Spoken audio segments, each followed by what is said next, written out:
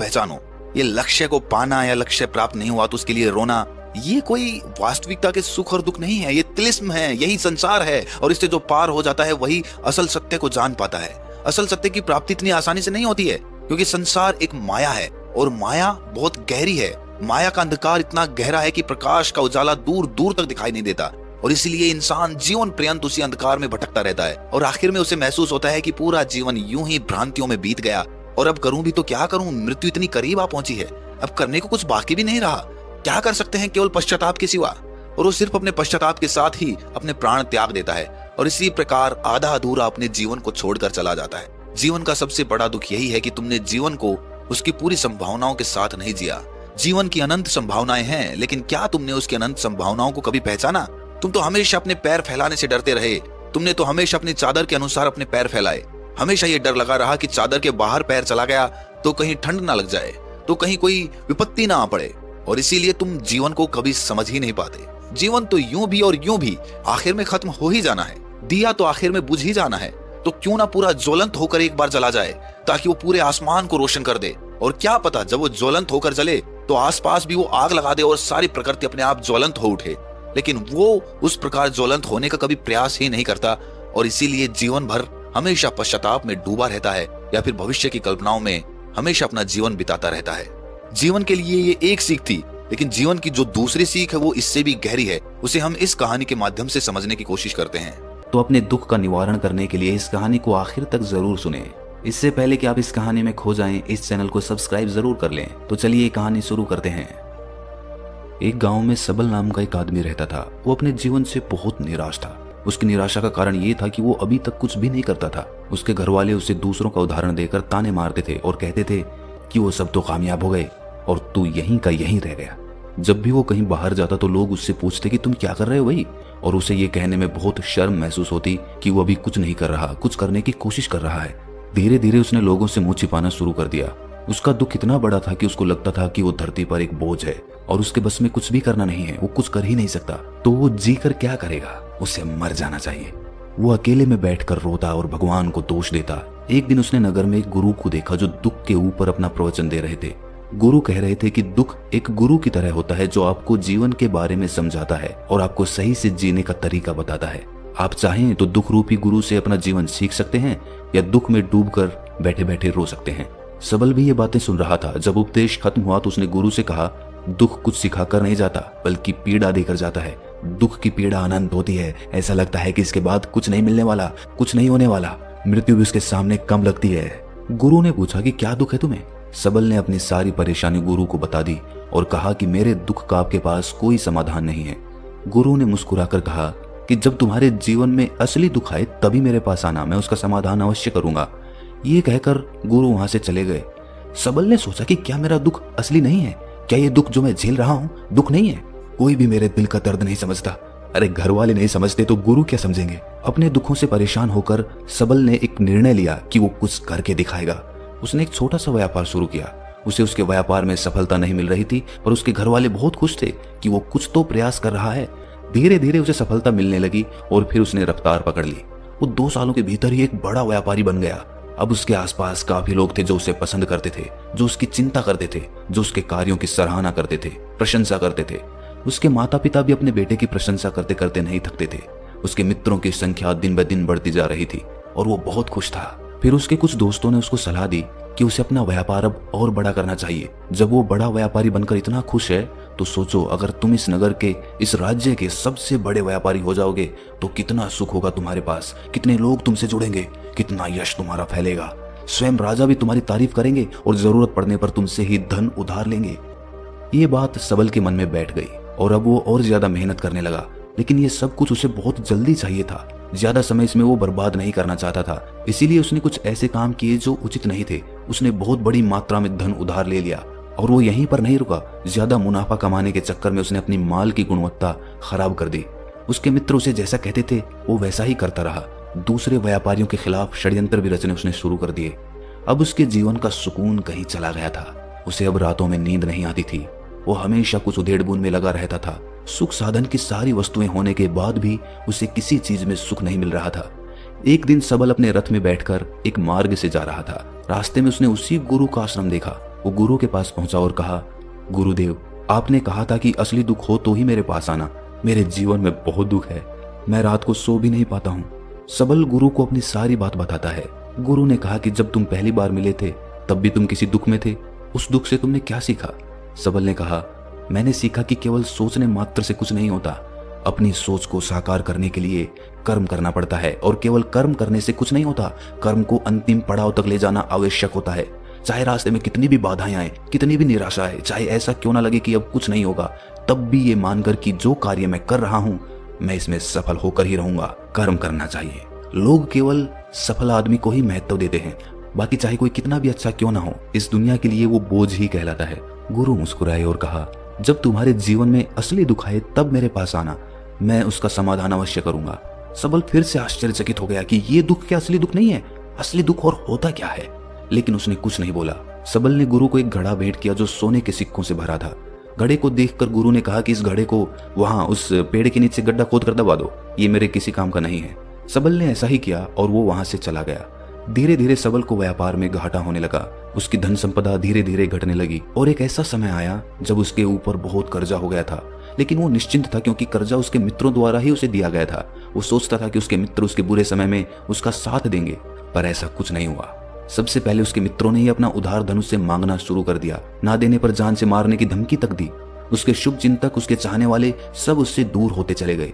उसके पिता उसकी गलतियों को उसे गिनवाने लगा। उसकी सारी संपत्ति नीलाम हो गई, उसके पास कुछ नहीं बचा। वो सड़क पर आ गया। उसने अपने पिता से सहायता मांगी। पिता ने कहा कि मेरे पास तो ये थोड़ी सी संपत्ति है, अगर मैं तुम्हें ये दे दूं तो मैं तुम्हारी माँ को कहाँ रखूंगा? हमारा सहारा यही संपत्ति है बेटा। उसके जीवन में बहुत गहरा दुख था। उसके आसपास कोई भी ऐसा नहीं था जो उसे संभाल सके। इस धोखे की वजह से वो टूट गया था। लगता था कि जीने का कोई मतलब नहीं है, मृत्यु ही एकमात्र सहारा है। वो मरने के लिए एक नदी की तरफ जा ही रहा था, तभी रास्ते में उसे याद आया कि गुरु ने कहा था कि जब उसके जीवन में असली दुख आए तो वो उनके पास आए और वो उसके दुख का समाधान कर देंगे। सबल गुरु के पास गया और उसने गुरु को सारी बात बताई और कहा कि मेरे दुख का समाधान कीजिए गुरुदेव। गुरु ने कहा कि जब तुम्हारे जीवन में असली दुख आए तभी मेरे पास आना, मैं उसका समाधान अवश्य कर दूंगा। सबल ने कहा कि असली दुख क्या होता है ये असली दुख गुरुदेव? क्या अब मेरे जीवन में जो घट रहा है वो दुख नहीं है? गुरु ने कहा कि पहले ये बताओ कि तुमने अपने इस दुख से क्या सीखा है। सबल ने कहा कि जो लोग तुम्हारी तरक्की के पीछे पीछे तुम्हारे साथ आए हैं वो तुम्हें धोखा देंगे, क्योंकि तुम्हारे बुरे समय में वो तुम्हारा साथ नहीं देंगे बल्कि तुम्हारा फायदा उठाएंगे। भरोसा केवल उन्हीं लोगों पर करना चाहिए जो तुम्हारे बुरे समय में, असफलता के समय में तुम्हारे साथ खड़े रहे हों। और ऐसे लोग बहुत कम ही देखने को मिलते हैं गुरुदेव। जिन्हें मिलते हैं उन्हें हमेशा उनकी कद्र करनी चाहिए। कभी किसी के खिलाफ षड्यंत्र नहीं करना चाहिए। ईमानदारी और धैर्य के साथ काम करना चाहिए, लालच नहीं करना चाहिए। गुरु ने पेड़ के नीचे गड्ढा खोदकर घड़ा निकाला जिसमें सोने के सिक्के भरे थे और वो घड़ा सबल को दे दिया और कहा कि जब असली दुख आए तभी मेरे पास आना। सबल को उस घड़े से थोड़ी उम्मीद मिली। उसने गुरु को प्रणाम किया, धन्यवाद किया और वो घड़ा लेकर चला गया।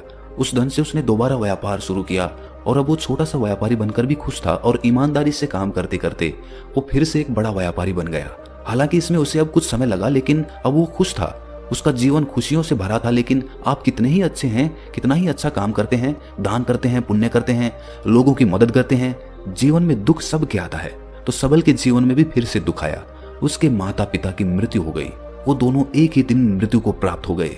सबल अपने माता पिता से बहुत प्रेम करता था, इसीलिए उसे बहुत गहरा आघात लगा। वो उन्हें शमशान ले गया, वहां पर उनकी अंतिम क्रिया की। सबल ने जब उन्हें चिता में जलते हुए देखा तो उसका मन बेचैन हो उठा। उसके मन में हजारों सवाल खड़े हो गए। वो घर वापस आया तो उसने अपने माता पिता की संपत्ति को देखा जिसके लिए वो हमेशा लड़ते रहते थे। आज वो लावारिस की तरह पड़ी थी। उसकी देखरेख करने वाला, उसे देखने वाला कोई नहीं था। उसके पिता ने जो भी इकट्ठा किया था सब यहीं पर रह गया था। एक दिन पहले तक भी वो अपनी संपत्ति के लिए किसी से भी लड़ने के लिए तैयार थे, लेकिन आज सब कुछ खत्म हो चुका था। उसका मन बहुत बेचैन हो रहा था। लग रहा था जैसे कुछ खाली है, कुछ अकेलापन सा है, कुछ डर है, कुछ है जो समझ नहीं आ रहा। इसीलिए वो गुरु के पास पहुंचा। गुरु ने सबल को देखते ही कहा कि क्या कोई दुख है? सबल ने कहा कि जीवन में वैसे तो कोई दुख नहीं है गुरुदेव, सब ठीक ही है, सब सुखी हैं, पर आज मेरे माता पिता की मृत्यु हो गई और मेरा मन बहुत दुखी है। गुरु ने कहा कि इसमें दुखी होने वाली क्या बात है? एक दिन तो सबके प्रियजनों को मर जाना ही है। जीवित तो यहाँ कोई नहीं रहा और ना ही कोई रहेगा। तुम भी एक दिन मर जाओगे, हो सकता है कल, या कहो आज, या कहो तो अभी भी तुम मर सकते हो। सबल ने कहा कि गुरुदेव आप ये क्या कह रहे हैं? मैं भी मर जाऊंगा? अरे मैं तो अभी जवान हूँ। गुरु ने कहा कि प्यारे, इस भ्रम में मत जीना कि मृत्यु बूढ़ों को ही आती है। बूढ़ों के सामने जवान भी मर जाते हैं, बच्चे मर जाते हैं। मृत्यु का किसी की उम्र से कोई लेना देना नहीं है। गुरु के मुख से ये बातें सुनकर सबल वहां से चुपचाप चला गया, पर उसका मन जैसे बेचैन हो गया था। वो कुछ खालीपन सा महसूस कर रहा था। दिन रात वो अपने बारे में ही सोचता रहता कि वो क्या कर रहा है, वो क्या है, क्यों है, कैसे है, हम क्या हैं, हम क्या करने आए हैं यहाँ पर? क्या बस चीजों का उपभोग करना और मर जाना ही जीवन का असली मतलब होता है? उसे कोई जवाब नहीं मिल रहा था और उसका दुख बढ़ता ही जा रहा था। कुछ दिन बाद वो वापस उसी गुरु के पास पहुंचा और गुरु को सारी बात बता दी। गुरु मुस्कुराए और गुरु ने कहा कि आज पहली बार तुम्हारे जीवन में असली दुख उत्पन्न हुआ है। वास्तव में यही है जो दुख कहलाने लायक है, कि हमें पता ही नहीं है कि हम क्या कर रहे हैं, क्यों हैं, कैसे हैं, कौन हैं हम और हमें क्या करना है। सबल ने कहा, गुरुदेव मेरे दुख का समाधान कीजिए। गुरु ने कहा कि हम सब अपने जीवन भर क्या इकट्ठा करते रहते हैं। सबल ने कहा कि गुरुदेव, सभी लोग धन संपत्ति, मान सम्मान, प्रेम, परिवार, मित्र, शत्रु, पद प्रतिष्ठा इकट्ठा करते रहते हैं। गुरु ने कहा कि क्या इनमें से कुछ भी इकट्ठा करके हम अपने साथ ले जा सकते हैं? सबल ने कहा कि नहीं गुरुदेव, इनमें से तो कुछ भी साथ नहीं ले जाते। मेरे माता पिता के साथ भी कुछ नहीं गया, सब तो यहीं पर छूट गया। गुरु ने कहा, ध्यान से समझना, इस दुनिया में हम जिसे इकट्ठा करते हैं उसे हम कभी इकट्ठा करते ही नहीं। सभी चीजों को देखते हैं लेकिन उसे देखते ही नहीं। जिसे हमें इकट्ठा करना है वो है हम खुद। हमें इस दुनिया में अपने आप को इकट्ठा करना है ताकि जब हमारी मृत्यु हो तब हम एक हो सकें और अपने आप को पहचान सकें। हम बटे हुए हैं प्रेम में, नफरत में, क्रोध में, क्रूरता में, धन में, संपत्ति में, पद में, प्रतिष्ठा में, सम्मान में, पहचान में, धर्म में, जाति में, दूसरों को लूटने में और अपने आप को लुटाने में, और ऐसे ही हजारों लाखों वासनाओं में हम बटे पड़े हैं। हम टुकड़ों में जीवन जी रहे हैं। हमारी चेतना कभी भी एक नहीं हो पाती। हमारी ऊर्जा शक्ति बिखर गई है। इसीलिए हमारे पास इतना भी समय नहीं है या इतनी भी शक्ति नहीं है कि हम मुड़कर अपनी ओर देख सकें। वास्तव में लोग जिंदगी भर जिन्हें दुख दुख कहकर चिल्लाते रहते हैं और उनका समाधान खोजते रहते हैं, उन्हें उनका समाधान कभी मिलेगा ही नहीं, क्योंकि जिन्हें वो दुख कहते हैं वो दुख है ही नहीं। इसीलिए यहाँ किसी को कभी उनके दुख का समाधान नहीं मिलता। वो बस एक परिस्थिति से छूटकर दूसरी परिस्थिति में फंस जाते हैं। जैसे वो पहली समस्या में रो पड़ते थे वैसे ही वो दूसरी समस्या में रो पड़ते हैं। हमेशा ही एक समाधान नजर आता है, वो है मृत्यु, पर वो भी कोई समाधान नहीं है। इसीलिए इन सब का अगर परम समाधान चाहिए तो अपने आप को इकट्ठा करो, अपनी ऊर्जा को इस संसार से वापस खींचो, उसे एकत्रित करो, अपने ऊपर ध्यान दो, अपने पर ध्यान लगाओ। मृत्यु से पहले अपने आप को पहचान लो, ऐसे ही बिखरे हुए मत चले जाना। सबल ने कहा, तो क्या गुरुदेव हमें ये संसार छोड़ देना चाहिए? अपनी इच्छाओं को मार देना चाहिए? धन संपत्ति इकट्ठी नहीं करनी चाहिए? क्या हमें यहाँ किसी से प्रेम भी नहीं करना चाहिए? गुरु ने कहा, तुमसे इच्छाएं, कामनाएं और वासना ऐसे ही निकलती है जैसे पहाड़ से कोई पत्थर गिर रहा हो, जिस पर पहाड़ का कोई नियंत्रण ही नहीं है सिवाय देखने के और परेशान होने के। जब तुम एकत्रित हो जाते हो तब जो भी तुम करते हो वो सब नियंत्रण में रहता है, तब इच्छाएं भी तुम्हारी इच्छा से निकलती है। सबल ने कहा, गुरुदेव आपने मेरे सच्चे दुख का निवारण कर दिया है, आपका बहुत आभारी हूँ। अब मैं अपने आप को एकत्रित करूंगा गुरुदेव। मानव शरीर में बहुत ऊर्जा है, बहुत शक्ति है, पर वो बेकार की चीजों में बट कर रह गई है, व्यर्थ की चीजों में लगी रहती है। दोस्तों, अक्सर हम ऊपर वाले से सवाल करते हैं कि हमारे जीवन में इतने दुख क्यों हैं? हम सभी के मन में ये सवाल उठता है और इसका जवाब है कि वो परमात्मा हमें उस परम दुख तक ले जाना चाहता है, उस सबसे बड़े दुख तक ले जाना चाहता है जहां पर हमें पता चल सके कि इंसानी आत्मा का असली दुख क्या है। और वो दुख है अपने आप को ना पहचान पाना, अपनी शक्तियों को ना पहचान पाना, अपने आप को इकट्ठा ना कर पाना, अपने आप पे नियंत्रण ना कर पाना। हमारे जीवन में यही दुख होता है, लेकिन इस दुख को ना देखकर हम सभी प्रकार के दुख देखते हैं, लेकिन इस दुख पर हमारा कभी ध्यान ही नहीं जाता। और वास्तव में होना ये चाहिए कि जब हमारे जीवन में दुख आते हैं तो हमारी सोच वहां पर जानी चाहिए कि मैं क्यों हूं, मैं क्या हूं। और जब ये एकमात्र दुख आपके जीवन में आपको नजर आता है तब आप ध्यान की तरफ बढ़ते हैं, तब आप अपने आप को खोजने की तरफ चलते हैं। तो दोस्तों, कैसी लगी आपको ये कहानी कमेंट सेक्शन में जरूर बताना, और अच्छी लगी तो इस चैनल को सब्सक्राइब करना ना भूलें। तो मिलते हैं अगली कहानी में, तब तक के लिए अपना ख्याल